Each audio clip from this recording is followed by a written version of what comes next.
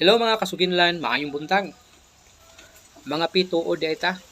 While nagapangapi kita, ako ang ipaambit da kaninyo mga kasuginlan. Kining usa ka hisgutanan, nabuot na akong hisgutan ining taknaa sa kabuntagon.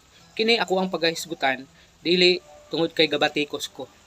Kun dili buot na ko nga makapaminsar ka sa imong kaugalingon aron mahibaluan nimo ug masaktuon niya ang imuhang himuon sa imong kinabuhi.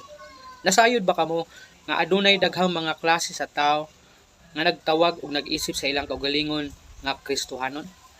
Buot na akong ipaambit diha kaninyo ang unom ka klase sa tao nga nag-isip sa ilang kaugalingon nga Kristohanon. Una, Kristohanon sa ngalan ra. Kining klase nga Kristohanon, gitawag nila ang ilang kaugalingon na Kristohanon tungod kay natawo man sila diha sa usa ka Kristohanon nga pamilya. Apan ang problema, wala sila'y personal nga relasyon kang Ginoong Hesukristo, ingon nga ilahang Ginoo ug manluluwas. Mateo 7:21. Ikaduha, relihiyoso apan dili Dios na.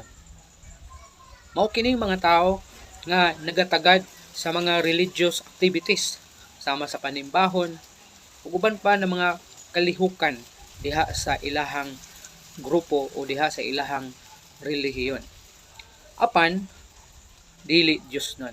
Tungod kay nagapadayon sa pagkinabuhi diha sa kahilayan ug nagkinabuhi nga dili makapahimaya sa Ginoo. Sa laktod na pagkaistorya, nagpatuyang sa pagpakasala.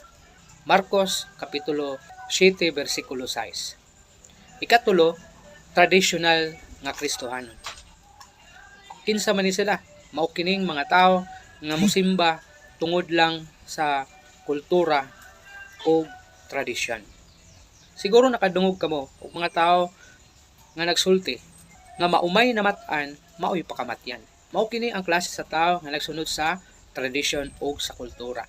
Bisang unsahon pa nimo ni siya og batbat sa pulong sa Ginoo, dili niya biyaan ang iyahang grupo o ang iyahang relihiyon kay maumay iyang namatan.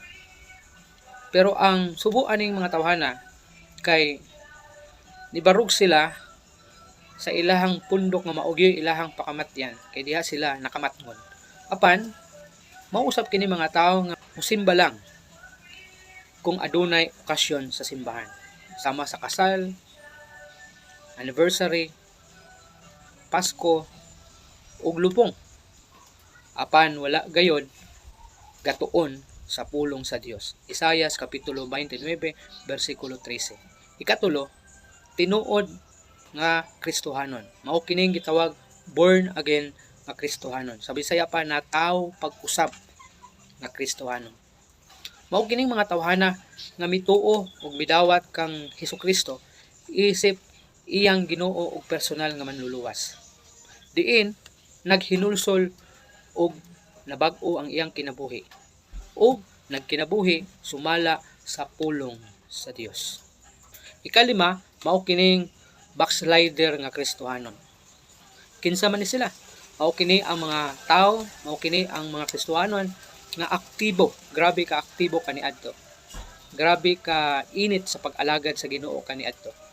Apan tungod sa mga pagsulay, sila nalayo sa Ginoo. Ug wa na nangalagad sa Ginoo.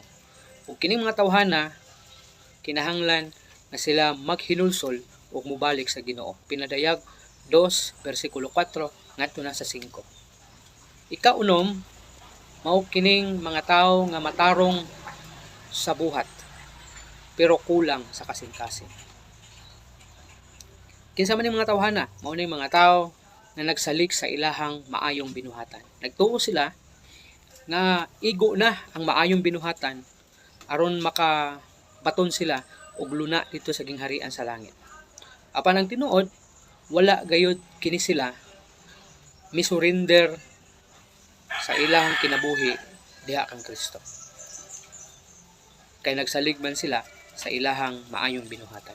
Episo kapitulo 2 bersikulo 8 ug 9. Daghang salamat sa inyong pagtan-aw ug God bless kaninyong tanan.